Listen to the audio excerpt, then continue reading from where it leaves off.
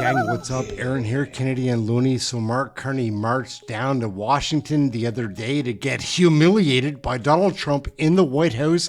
The walls and the floor were washed with Mark Carney and his lame ministers who just sat on the couch, said nothing. CBC is trying to rewrite the narrative. They do this all the time. This is what they use your hard-earned tax dollars to do. What a waste of cash. They're trying to rewrite the narrative into something about Mark Carney's playbook and how Trump fell into it. Let's take a look. We saw how it actually went down, which was a humiliation for Canadians right across the country.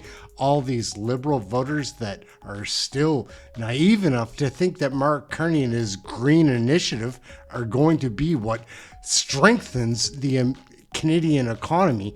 Nothing could be further from the truth, but that, I guess, is what CBC's job is to do. Remove you from the truth. Let's take a look and a listen.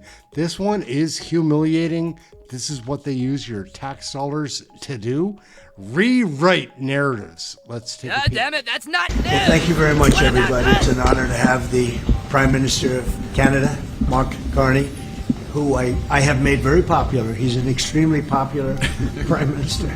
Okay, here we go. Trump-Carney round 2, their second Oval Office meeting in a room known as much for its bloodshed as for its bridge building. You're not winning. You're not winning this. You're in no position to dictate. You're gambling with World War III. Now, if you were looking for any real substance to come out of this meeting between Carney and Trump, let me stop you right there. There was none. No big announcements, no real policy discussions, mainly just performance. But that's something Mark Carney appears to understand. And Mark, it's an honor to have you. Thank you very much. Thank you very much, Mr. President. If I may, we'll hear those words again, because showing deference is chapter 1 of the Carney playbook to dealing with Trump. From there, it's about disarming and de-escalating, then maintaining discipline while defending only when necessary. Before a major event like this, let's get a load of Katie Simpson. Goodness gracious. Let's have a real insider tell her perspective. Sort of word is carefully chosen and thought about. Mark Carney has to pick and choose his moments, when to push back, when to speak up.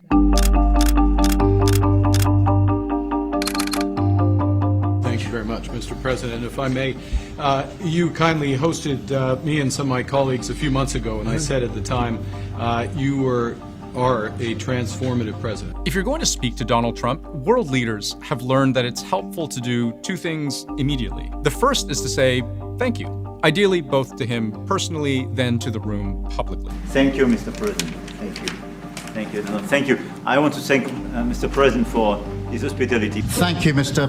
President. Can I say thank you for your hospitality, for your leadership? Which maybe is just called being polite.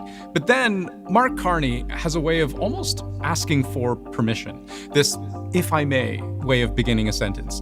He'll do this again a bit later in the meeting. In many cases, it's much better and easier, but yeah, please. if I may, let's be clear. Or like a well-trained dog. About the relationship as it stands right now. And this followed up with praise. Praise early, praise often. And I said at the time, you are a transformative president. And since then, the transformation in the economy, unprecedented commitments of NATO partners to defense spending, peace from India, Pakistan through to Azerbaijan, Armenia, disabling Iran as a force of terror. What this all adds up to is a very flattering show of deference, echoing back to Trump the set of accomplishments that maybe mean the most to him, certainly the thing that he feels makes him worthy of a Nobel Peace Prize. We've solved 7 wars that were unsolvable. I ended 7 wars. I have ended 7 unendable wars. They said they were unendable. He's trying. They aren't saying it's not true. Trying to butter him up a little bit. He's trying to use some flattery to try and build a rapport with the president in the hopes that that might be the way that we get a positive deal for Canada and the economy. And this deference extends to those moments which in a way I've come to think of as Trump's highest form of praise, when he makes a good-natured but still somewhat cutting joke at your expense. I'm running out of time, but this is, in many respects, the most important. The merger of Canada and the United States. That wasn't where I was going. If you think back to the beginning of the year when Trump would make these 51st state sort of comments. Look, what I'd like to see, Canada become our 51st state. They were aggressive. There was a harsh undertone. That wasn't what we were hearing today. It's like an inside joke between the two of them. He kind of gave him a slap on the arm. There was sort of a warm exchange between the two of them when he used that quip during Carney's remarks. For the first time in They're obviously very close friends. decades, hundreds of years, thousands of years, this prospect of peace that you've made possible, Canada stands foursquare behind those efforts, and we'll do whatever we can to support Very that. nice.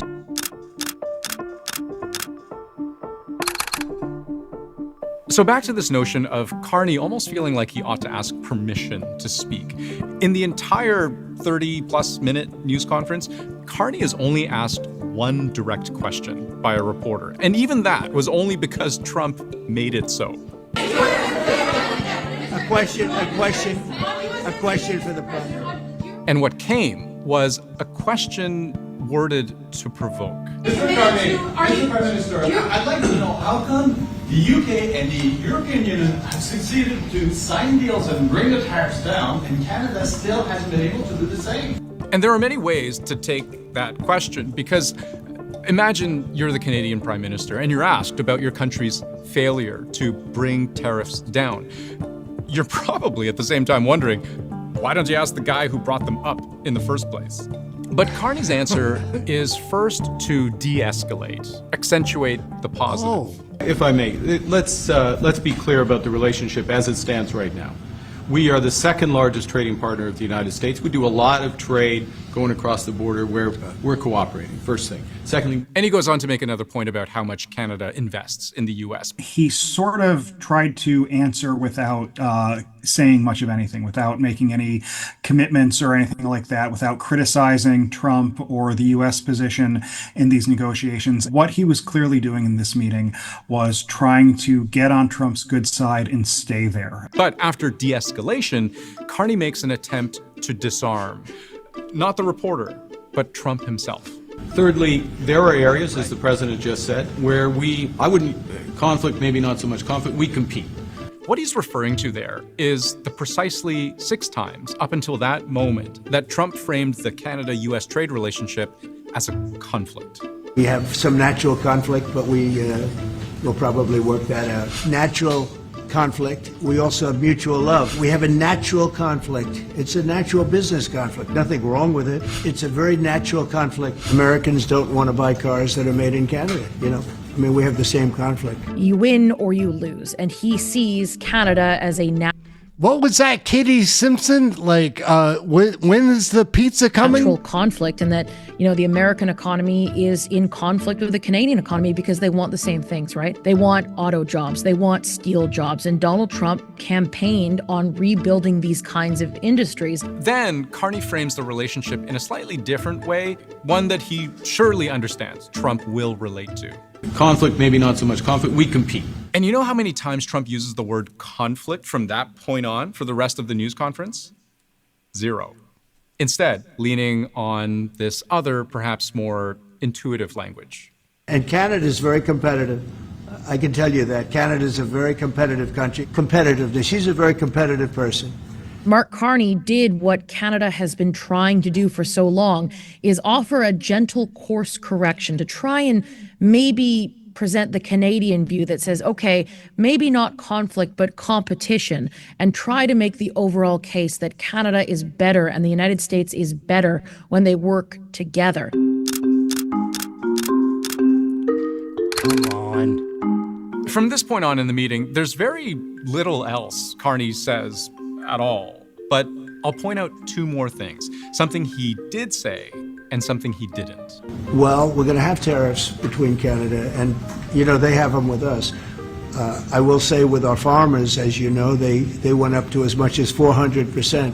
So right here, Trump is talking about Canada's tariffs on U.S. dairy, a long-standing trade irritant between the 2 countries. They're charging us over 200% for dairy products, 250%, 270% tariffs. But that doesn't quite tell the whole story, because Canadian companies don't ever actually buy enough dairy to the point where any of those on-paper tariff rates actually kick in. And Carney could point that out, except we see what looks to me anyway like restraint. 400%, 250, 300, and even one at 401. We found one having to do with a very small product, but it was high. He doesn't really respond at all, does he? You can kind of almost see the wheels turning, like he's considering what an interruption on his part might sound like. Or maybe he just zoned out. I guess I have no real way of knowing. But it seems to me like he's made a choice here.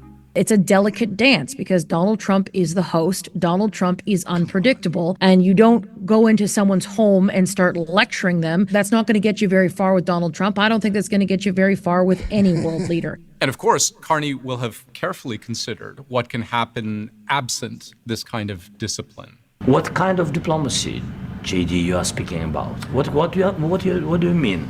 I'm talking about the kind of diplomacy that's going to end the destruction of your country. Yes, but if you Mr. President, with respect, I think it's disrespectful for you to come into the Oval Office and try to litigate this in front of the American media. So I think Mr. Carney decided, you know what, we will hash out the terms of these deals in private.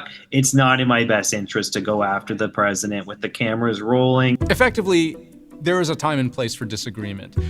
The one moment we see that from Mark Carney is when it comes to disputing Trump's OG rationale for imposing tariffs on Canada at all. Is the fentanyl crisis over with Canada, with the Canadian border? Is what? The fentanyl crisis. No, it's not over. I think it's never going to be over, frankly. So we've gotten it down. It's down substantially. It's less than 1%, but it's still too much. It's too much at home in Canada. A lot of people. Yeah, we got to stamp it out. We know Canada represents less than 1% of all fentanyl seized in major busts at the U.S. border. The vast majority of fentanyl is coming from Mexico. But the interesting thing is that Carney said, we hear you. You're concerned about this. I think Canada, let me put it this way, I can tell you this because I deal with lots of leaders all over the world. He is a world-class leader. He's a man that knows what he wants. And I'm not surprised to see that he won the election and won it substantially, and I would think he's more popular now. He's a good man. He does a great job, and he's a tough negotiator. So here's where I think this all lands. If you measure success in a meeting like this by measuring substance or even strength, you might see this as Carney's failure. Now those Elmos have come down. The American tariffs have doubled. We have by far the weakest economy in the G7. But if you measure success by survival, or even the extent to which the relationship can be smoothed out, then maybe you walk away with a different take. So then what's holding things up? If he's a great man and you want to do a deal with Canada, why aren't you? Because I want to be a great man, too. Thank you very much. Aaron right here, Canadian Looney. Like, share, subscribe. Thank you for watching this video. We'll catch you in the next one. Donald Trump humiliated Mark Carney. CBC tries to rewrite the narrative with his loser ministers just sitting on the couch, shutting up, being quiet, nothing to say, nothing to contribute. What are we going to do? How are we going to get a deal? We need an election, another election to get this right. Aaron, Canadian Looney, thanks for watching this video. We'll catch you in the next one. We're out. As a European, I am a European, actually. Oh, you are? Yeah, oh, yeah, oh. I'm Irish citizen. Yeah, so there you welcome. go. Welcome. Speaking as a European. WTF. Here, here. How many kids did you molest with Jeffrey Epstein? More than just elbows. And as the most European of the non-European countries. Being aware of what potential conflicts of interest you sought What to possible avoid. conflict would you have, Stephanie? Stephanie, I'm complying with the rules. I'm complying with the rules in advance. Confiance. These are Muslim values. These are Canadian values. Hi, everyone. Congratulations, you're spending more money on taxes than on food, clothing, and shelter combined. Hey, that's something everyone can enjoy. All right, gang, thank you all very much for watching. Aaron, Canadian Looney, like, share, subscribe. Smash that subscribe. We're trying to grow this thing. Canadian Federal Politics. Get yours right here. Thanks for watching. We'll catch you in the next video.